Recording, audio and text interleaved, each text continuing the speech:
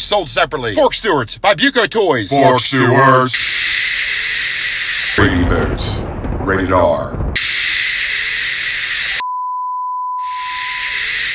Ahoy there, mates. Welcome aboard the VHS pirate ship. Me and Paul the Skull here are just going through my Warner home video collection. I've got Woofin'. Noise. And I've got Police Academy 2. That's the dog's bollocks, that is. And I've got this one. Oh, mysterious. Why do you say it like that? I say it like that because there's something quite not right about this distribution of Police Academy. Looks alright to me. Well, I'm glad you say that. Let's take a closer look. Yes, what is going on here and why am I making such a fuss about it? Well, I'm riding the old fuss bus because this is not what it appears to be. This, allegedly, is the 1984 Warner home video distribution of Police Academy. And there's just one little thing wrong with it.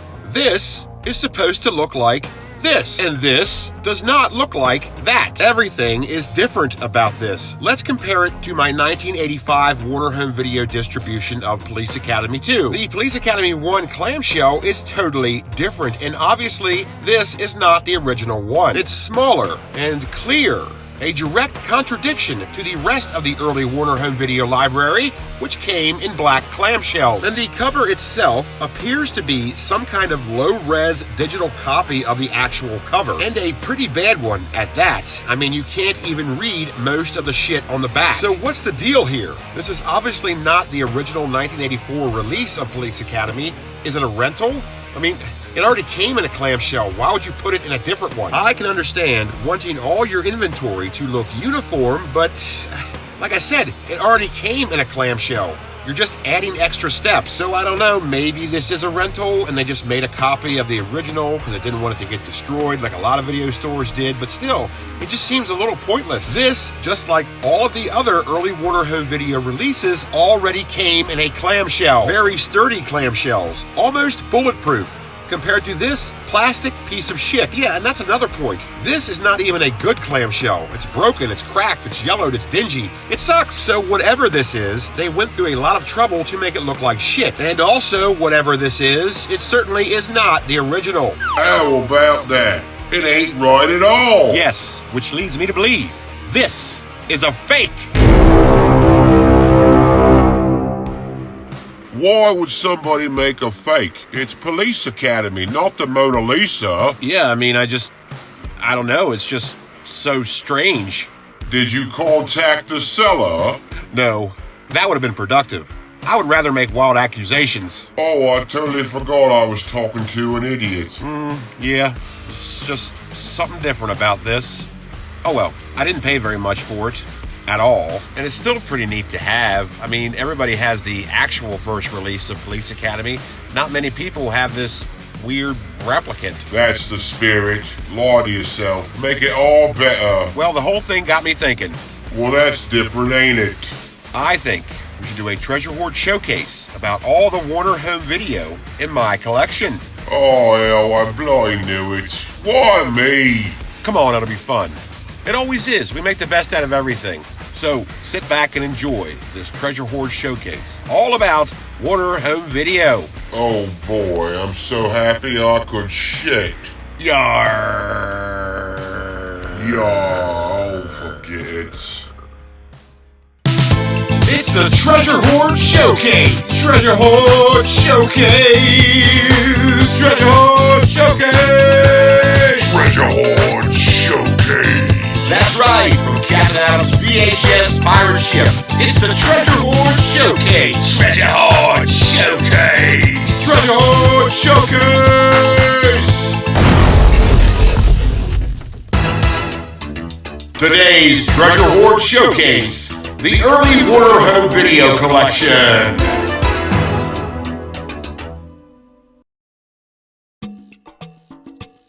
Ah yes, Warner Home Video, a major name in home video distribution, as it was the home video arm of Warner Brothers Entertainment. And the early Warner Home Video releases have nostalgia written all over them. These things just scream VHS collecting. VHS collecting! See, and this is due in large part to the uniform design of all their early VHS releases. Yes, the classic black clamshell and the colorized sub-backgrounds are just a few of the things that help these distributions stand out, and also the tendency to put really lame pictures of whatever movie the release was of on the cover. Though they didn't do this to all of their releases, they did it to some of them, but it was enough for you to wonder, why on earth would you do this? But oh well, I guess it was just shitty marketing, and in retrospect, it really doesn't matter because the early Warner Home Video releases are highly revered amongst VHS collectors. Now, when I say early Warner Home Video releases, it's regarding the black clamshell library, which is what pretty much everyone thinks of when you say early Warner Home Video releases. But why do I say early Warner Home Video releases? Why don't I say first? Because, quite simply, these are not the first Warner Home Video releases. They didn't start doing the black clamshell thing until 1981. Let's not forget that VHS first got its start in 1976, and Warner Brothers Entertainment was one of the first purveyors of home video distribution. And Warner Brothers started whipping out VHS in 1978. Only at that time, their home video arm was known as WCI Home Video, which stood for Warner Communications Incorporated. So when you're talking about Warner Home Video, there is really two different eras of that distributor. There is the first era, which is the WCI Home Video Library, and then the early era, which is the Warner Home Video Library. So even though these are from the same company, they are treated as two totally different things, which in all actuality, they are very different things. The WCI Home Video Library would incorporate the book box design, which MGM Home Video would later make so famous. And as I mentioned earlier, the Warner Home Video Library would use black clamshells. WCI Home Video's reign was from 1978 to 1981 when they switched over to Warner Home Video, which is convenient because that just so happens to be what I'm talking about today. In 1985, Warner Home Video would abandon the black clamshell design in favor of the normal cardboard sleeve. The cardboard sleeve,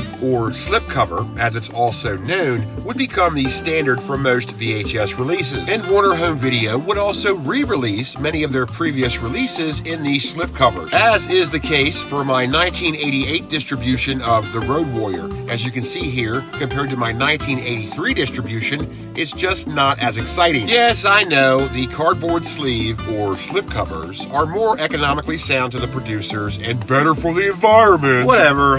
I mean, I'll just always have a thing for these early Warner Home Video releases, and I've managed to collect quite a few of them. Well, maybe quite a few is too strong of a phrase, because I don't really have all that many. I mean, I know some people who have managed to collect pretty much all of them, which is a Herculean task. And as you can imagine, there were quite a few titles in the Warner Home Video library, and my little collection is humble in comparison, in which I'm very happy for the ones that I have. Now, are the early Warner Home Video releases hard to find? Well, not really. I mean, it all depends on what title you're looking for, but they're not that tricky to find. The real trick is finding them in halfway decent condition, because for whatever reason, these were very susceptible to the damage of time. Yeah, just having these on your shelf was enough to warp the plastic covering, and even the tape itself would get mildew on it, which is a strange trait to have for a protective clamshell. So if you're looking to buy one of these things, make sure you get your peepers on the actual tape. And as I had mentioned earlier, the plastic on the clamshell can warp and crinkle. And I have a prime example of this with my 1985 distribution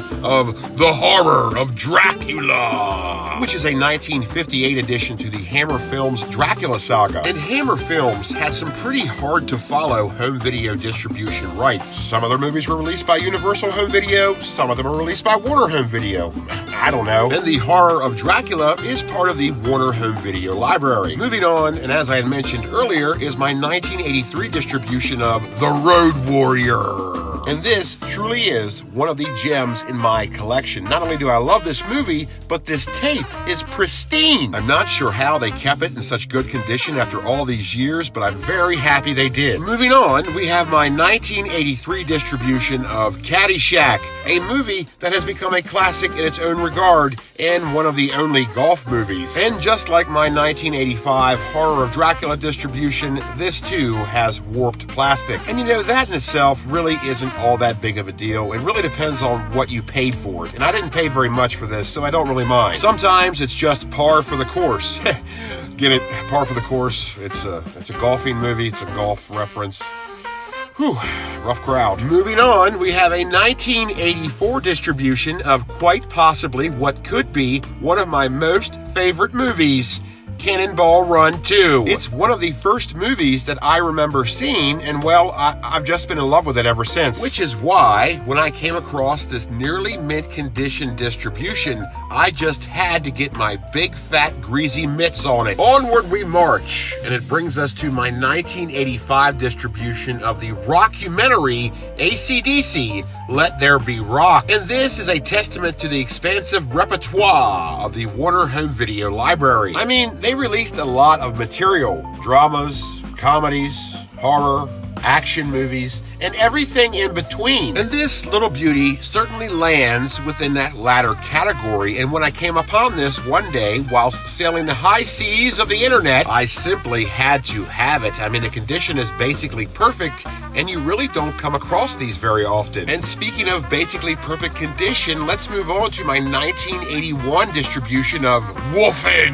And if you've been paying attention, because I know I haven't, you'll know that 1981 is the year that Warner made a conversion from WCI Home Video to Warner Home Video. Yes, it's the big switcheroo, which makes this distribution of Wolfen one of the first additions to the Warner Home Video library. And a prime example of what I spoke about earlier, which is Warner Home Video putting really lame pictures of whatever movie the release was of on the cover. Yeah, this does not make me want to watch this at all, but I bought it anyway because it is in supreme condition. So just like 1981 was the first year that Warner Brothers made the switch from WCI Home Video to Warner Home Video, and therefore establishing the black clamshell design for all of their releases, 1985 would be the last year they would do the black clamshell design, but they didn't just do away with it all at once. In fact, they tried to redesign it as if it were going to carry on into the future, and then eventually